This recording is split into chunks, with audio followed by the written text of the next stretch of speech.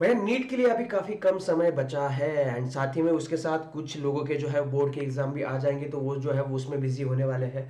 सो अभी तुमको कुछ ऐसा करना होगा कि मिनिमम टाइम में तुम्हारे जो है वो मैक्सिमम मार्क्स आ जाए, नीट में भी और बोर्ड में भी। तो इसीलिए मैं आप सबके लिए लाया हूँ वेटेज, यानी कि number of questions expected from each topic of physics, chemistry and biology.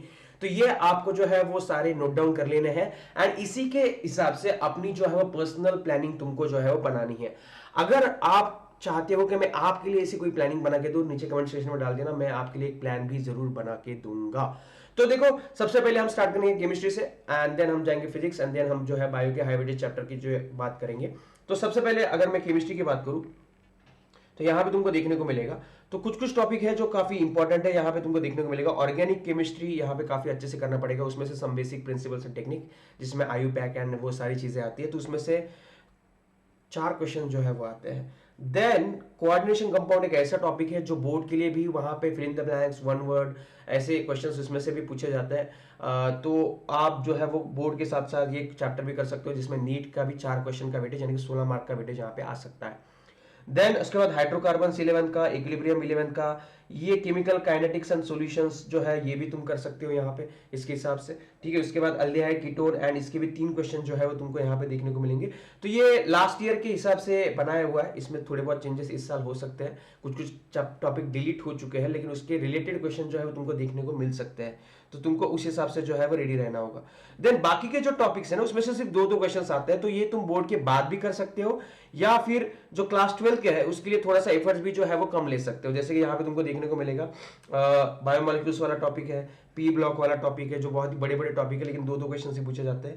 Then structure of atom, classification of elements, some basic concept chemistry, इसमें से दो दो क्वेश्चन जो है वो पूछे जाएंगे, तो ये तुम स्क्रीनशॉट भी जो है वो ले सकते हो। उसके बाद हम और नीचे आ जाएंगे तो amines, haloalkanes, redox reaction, thermodynamics, qualitative analysis, electrochemistry, d and f block, इसमें से सिर्फ ये जो चैप्टर है ना लास्ट वाले थर्मोडायनेमिक्स से लेके अल्कोहल, फिनॉल, ईथर, इसमें से सिर्फ एक एक क्वेश्चन जो है पूछे जा रहा है। तो ये जो है वो तुम सबसे लास्ट में भी जो है वो कर सकते हो या पीवाईक्यू के हिसाब से भी जो है वो कर सकते हो। सारे पीवाईक्यू सॉल्व करके तुमको समझ में आ जाएगा कौन सा इंपॉर्टेंट है एंड कौन सा नहीं। उसके बाद हम आएंगे फिजिक्स में। ठीक है, तो फिजिक्स में क्या होता है कि रोटेशनल मोशन का जो है वो लगभग तुमको देखने को मिल रहा था कि एक या दो क्वेश्चन आते हैं, लेकिन ये चैप्टर काफी बड़ा है तो मोस्ट ऑफ द बच्चे जो है स्किप कर देते हैं। लेकिन अगर तुम स्किप करने के बजाय जो इजी इजी वाला पार्ट है वो अगर अच्छे से करो तो वहां पे चांसेस तुमको देखने को मिलेंगे। तो यहाँ पे तुमको देखने को मिलेगा कि रोटेशनल मोशन जैसा टॉपिक है। ठीक है, देन यूनिट्स एंड मेजरमेंट है, moving charges, magnetism, current, electricity, ये सारे जो टॉपिक है ये सारे हाई वेटेज वाले टॉपिक है। इसमें से जो है 3 3 क्वेश्चन जो है वो तुम एक्सपेक्टेड जो है वो कर सकते हो। इसके बाद तुमको देखने को मिलेगा यहाँ पे नीचे आ जाएंगे motion in straight line, oscillations, then thermodynamics, इसमें से दो दो क्वेश्चन जो है वो पूछे जाने की संभावना है यहाँ पे। Then gravitation, ray optics, semiconductor, electronics, electromagnetic waves, electrostatic potential, wave optics, atoms, इसमें से भी दो दो क्वेश्चंस जो है वो आने की संभावना है नीट में। Then dual nature of radiation and matter, mechanical properties, laws of motion, work energy, circular motion, center of mass, kinetic theory, thermal properties of matter, इसमें से सिर्फ एक एक क्वेश्चन ही आने वाला है, तो इसमें तुम कम एफर्ट जो है दे सकते हो। ठीक है, ये 11 की भी है तो तुम बाद में भी कर सकते हो बोर्ड्स के बाद में। उसके बाद अगर तुम देखोगे तो क्लास 12 के भी जो है वो एक एक क्वेश्चन आने वाले ऐसे भी टॉपिक तुमको देखने को मिलेंगे जैसे कि electromagnetic induction, alternating current and electric charges and fields, इसमें से एक एक क्वेश्चन आता है, तो ये तुम कर सकते हो। इसके बोर्ड के लिए तो तुमको करना ही पड़ेगा, तो इसके चलते जो है नीट का भी प्रिपरेशन हो जाएगा एंड क्लास 11 का वेव्स भी जो है जिसमें से एक ही क्वेश्चन आने की जो है वो संभावना है। तो ये तुमको हाई वेटेज चैप्टर जो है वो सबसे पहले करने पड़ेंगे।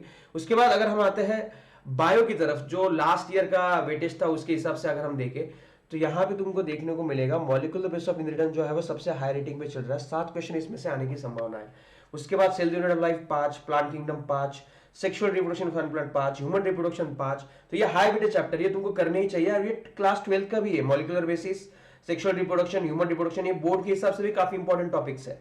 देन सेल यूनिट, ये तो लगता है ये बेसिक्स, प्लांट किंगडम, बायोमोलिक्यूल्स बहुत इंपॉर्टेंट चैप्टर है, इसमें से इसके ऊपर ही तुमको जो है वो मॉलिक्यूलर बेसिस जो है वो डिपेंडेंट है आधे से ज्यादा, तो ये भी तुमको जो है वो काफी अच्छे तरीके से करना होगा। देन नीचे आ जाओगे तो केमिकल कंट्रोल एंड कोऑर्डिनेशन भी काफी एक इंपॉर्टेंट टॉपिक है, इसके ऊपर भी काफी क्वेश्चन जो है तुमको देखने को मिलेंगे और इसमें इसका जो हार्मोन वाला कंसेप्ट है वो तुमको ह्यूमन रिप्रोडक्शन में भी देखने को मिलेगा, तो ये रिलेटेबल चैप्टर्स जो है वो तुम उसके हिसाब से जो है वो कर सकते हो। उसके बाद अगर हम नीचे और आ जाए तो स्ट्रक्चर ऑर्गेनाइजेशन से लेके, ठीक है, बायोटेक्नोलॉजी ये सबसे हाईएस्ट वेटेज रहा है लास्ट ईयर। 8 क्वेश्चन दोनों पूरा यूनिट मिलकर देखने को मिलते हैं। बोर्ड के हिसाब से भी काफी इंपॉर्टेंट है, सीबीएसई हो या स्टेट हो। तो बायोटेक्नोलॉजी तुमको करना ही करना है, साथ ही में स्ट्रक्चरल ऑर्गेनाइजेशन भी करोगे। Ecosystem, microbes and animal kingdom भी जो है वो करने की जरूरत है तुमको, क्योंकि क्वेश्चंस तो आते ही भैया, 4 वाले सारे क्वेश्चन है। उसके बाद 3 morpho organisms, principles of ingredients से 4 आ सकते हैं गाइस, ठीक है, 4 से 5 भी आ सकते हैं, लेकिन ये भी हाई वेटेज चैप्टर्स में सारे तुमको आ जाएंगे, तो ये करना ही करना है तुमको, रेड वाले सारे चैप्टर्स। उसके बाद biodiversity, photosynthesis, plant growth, respiration in plants, ये भी काफी इंपॉर्टेंट है। Then biological classification, anatomy, cell cycle, excretory system, body fluids and locomotion, ये भी काफी इंपॉर्टेंट चैप्टर्स तुमको देखने को मिलेंगे, जिसके ऊपर काफी क्वेश्चन जो है वो पूछे जाते हैं। देन सारा एक वाला तुमको यहाँ पे देखने को मिलेगा। रिप्रोडक्टिव हेल्थ से भी एक ही क्वेश्चन आता है, क्लास 12 का चैप्टर है, एंड इवोल्यूशन से भी एक ही क्वेश्चन आता है, क्लास 12 का चैप्टर है। तो बोर्ड के लिए ये शायद तुमको रिप्रोडक्टिव हेल्थ और इवोल्यूशन इतना इंपॉर्टेंट लगे, लेकिन नीट के पॉइंट ऑफ व्यू से 1 या 2 ही क्वेश्चन दोनों में से पूछे जाते हैं। इवोल्यूशन में से तो एक ही क्वेश्चन ज्यादा से ज्यादा आता है, या 2 क्वेश्चन मैक्सिमम आ सकते हैं। तो ये तुमको पकड़ के चलना होगा। तो ये सारी चीजें तुमको जो है अपने हिसाब से प्लान बना के चलनी होगी। होप तुमको ये वीडियो हेल्प करेगा अपना प्लान बनाने में। इसका पीडीएफ मैं मेरे टेलीग्राम चैनल पर डाल दूंगा, जिसका नाम है डॉक्टर शुभम मुड़े, तो उसके हिसाब से तुम जो है वो प्लानिंग कर सकते हो। And make sure you like to this video and share with your friends, and also don't forget to subscribe for more such quality content. मिलते हैं अगली वीडियो में, तब तक के लिए बाय बाय, जय हिंद।